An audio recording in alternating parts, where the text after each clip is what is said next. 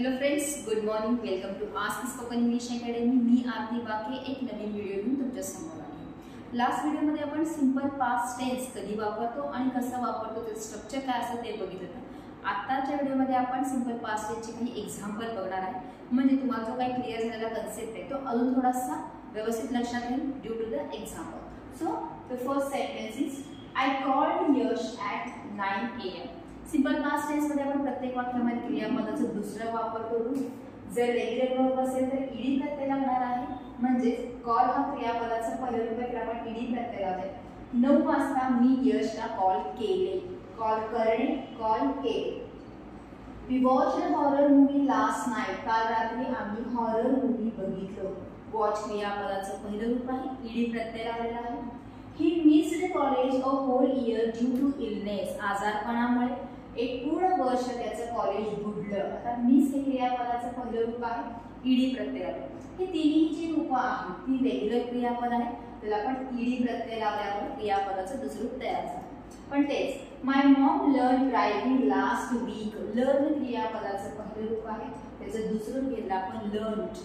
मागच्या काळात माझ्या मम्मीने ड्रायव्हिंग शिकले.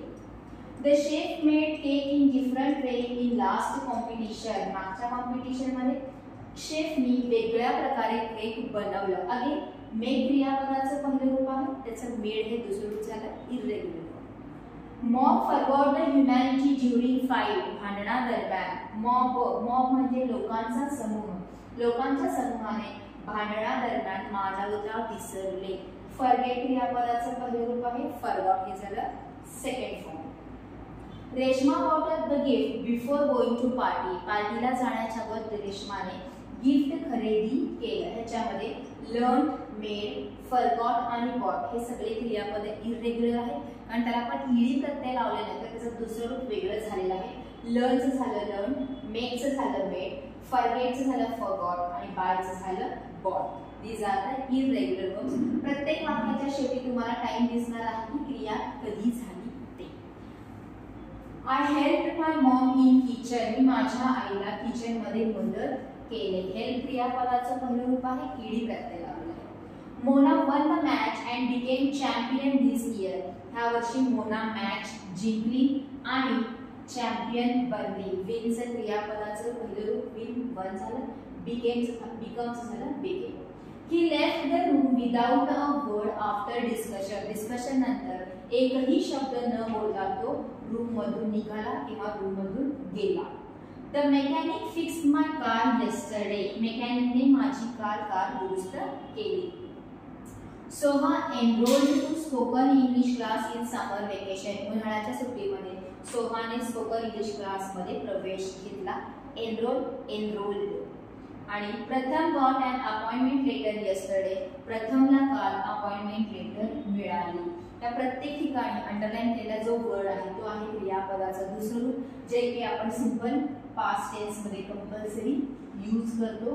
Past form of the verb म्हणजे क्रियापदाचं दुसरं रूप वापरलं आहे आणि प्रत्येक ठिकाणी लास्टला टाइम यूज केलेला आहे की क्रिया नेमकी कधी झालेली आहे. ऑलरेडी अगोदरच्या व्हिडिओमध्ये आपण बघितलेलं आहे की क्रिया जवळच्या टाइम मध्ये किंवा लांबच्या टाइम मध्ये कालावधीमध्ये झालेली जी आहे ते सांगण्यासाठी आपण सिंपल पास्ट टेन्स वापरतो.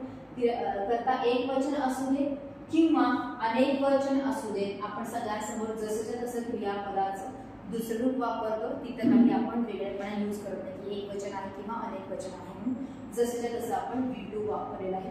ही जी सेंटेन्सेस आहेत या सेंटेन्सेस प्रमाणे तुम्ही सुद्धा दररोज जे बोलत असतात किंवा करतात सिंपल पास्ट टेन्सचा वापर करून ती सेंटेन्सेस लिहिण्याचा प्रयत्न करा. Write in Marathi also. तुम्हाला लगेचच कळेल आणि हे सेंटेन्सेस मी मराठीमध्ये दररोज बोलतो आणि ते सगळे सिंपल पास्ट मधले आहेत. सो त्यांची एक लिस्ट बनवा, सारखं रीड करा आणि मग instead of Marathi or instead of your mother tongue इंग्लिशमधले सेंटेन्सेस बोलण्याचा प्रयत्न करा. So this is for today. भरपूर साऱ्या सेंटेन्सेसची प्रॅक्टिस करा, मगच त्या गोष्टी लक्षात राहणार आहे. थँक्यू.